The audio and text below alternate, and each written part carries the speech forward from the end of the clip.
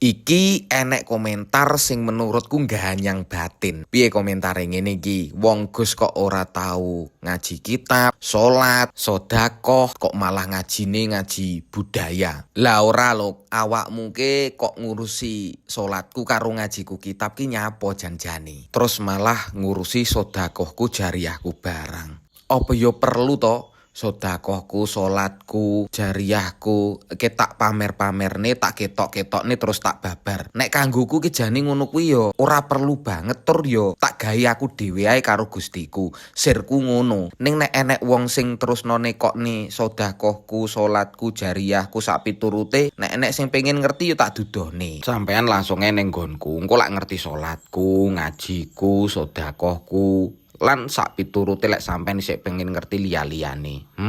Jan. Piye para kanca? Nek aku ke ngajiku sik ngaji budaya ngene iki janjane apa salah to? Apa aku ke kleru? Apa tre yo aku kudu ngaji kitab terus tak dudoh-dudohne karo sedekahku? Kaya sing eneng kono kae.